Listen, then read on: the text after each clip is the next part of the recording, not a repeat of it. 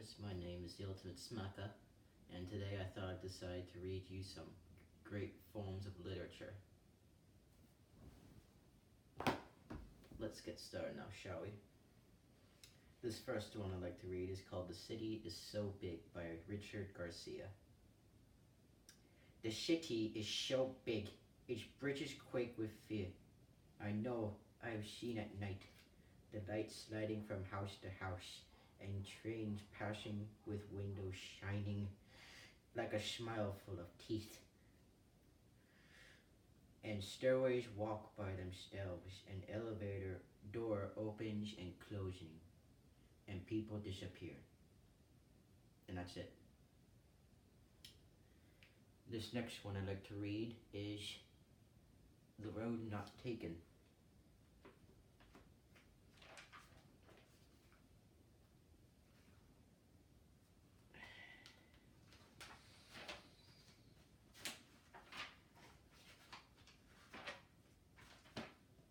Can't find it.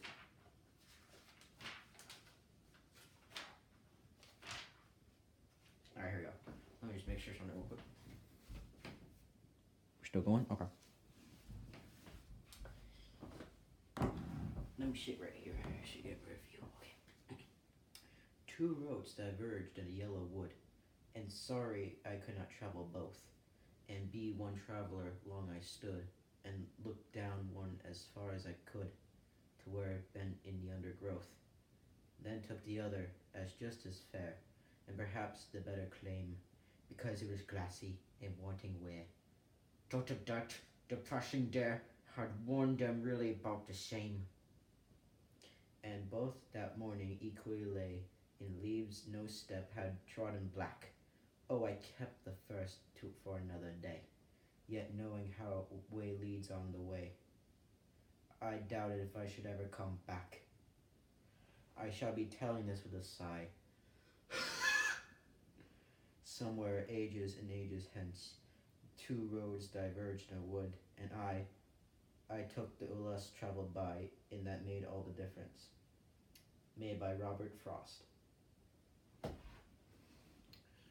Alright, this next one is, read you two more.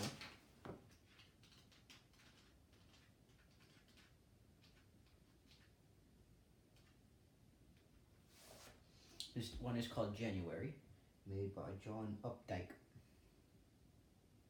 The days are short, the sun a spark, hung thin between the dark and dark. Fat, snowy footprints tracked across the floor, and parkas piled up near the door. The river is a frozen place, held still beneath the tree's black lace. The sky is low, the wind is gray, the radiator purrs all day.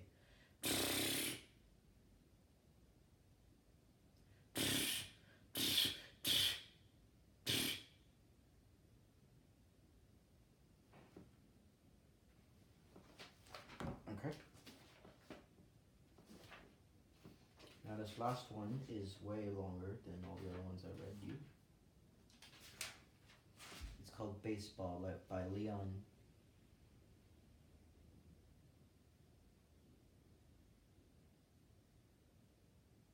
What was that?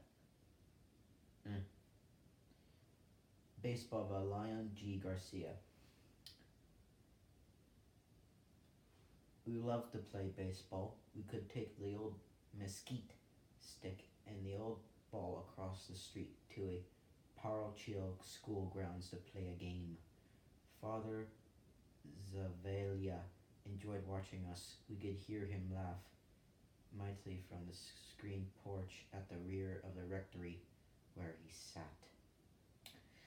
The way we played baseball was so rotate positions after every out.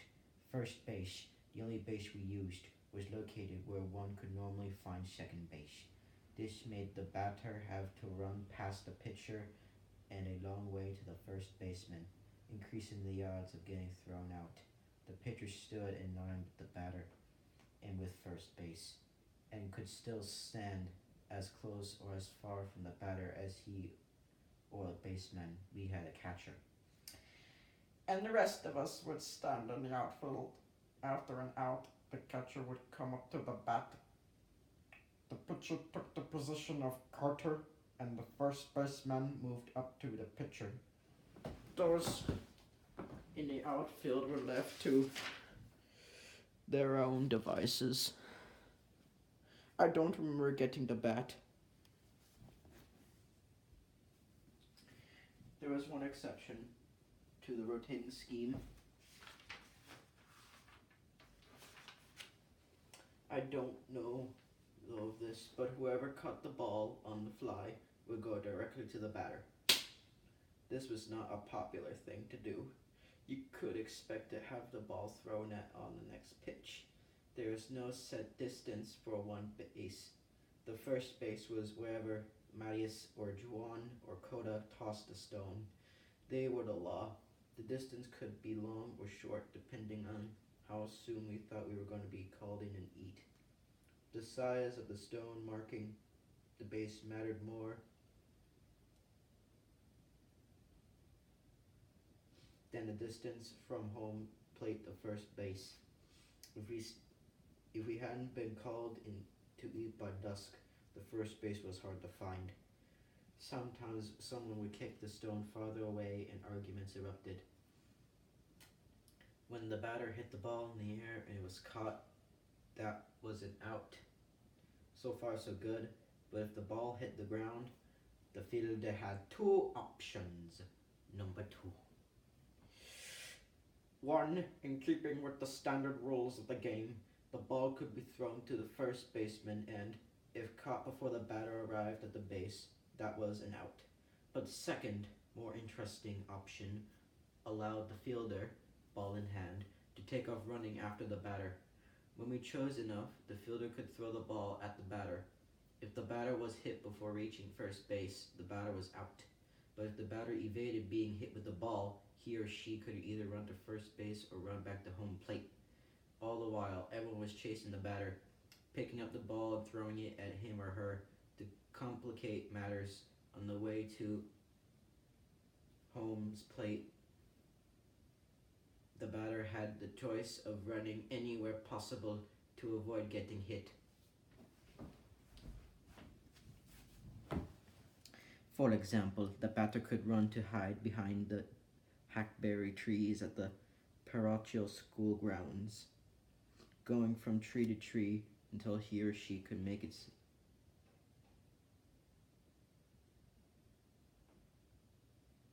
What's that?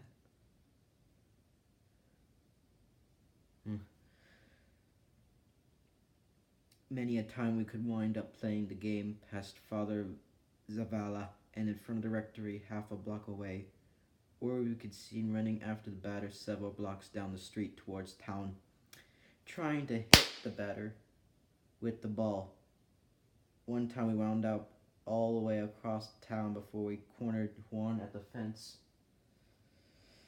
held him down, and hit him with the ball. Afterwards, we all fell laughing in a pile on top of each other. Exhausted from the rundown. The old codgers, the old shiftless men who spent their days talking in the street corners, never caught on to what we were doing. They would halt their idle conversation just long enough to watch us run by them, hollering and throwing the old ball at the batter. It was the only kind of baseball game Father Zavala had ever seen. What a wonderful game it must have been for him to see us hit the ball, run to a rock, and then run for our lives down the street. He loved the game, shouting from the screen porch at us, pushing us on. And then all of a sudden, we were gone, running after the batter. What a game. In what enormous stadium could it be played to allow such freedom over such an expense and ground? My uncle Adolfo, who had pitched for the Yankees and the Cardinals in the majors, had given us the ball several years before. Once he returned for a visit. He saw us playing from across the street and walked over to ask us what we were doing. Playing baseball, we answered as we thought he should know better. After all, he was a professional baseball player. He walked away shaking his head. What a waste of a good ball, we heard him say, marveling at our ignorance. And this here is Father what was his name? Zavala. This was Literature Chime with Jacob. I probably won't do this again. I hope you enjoyed.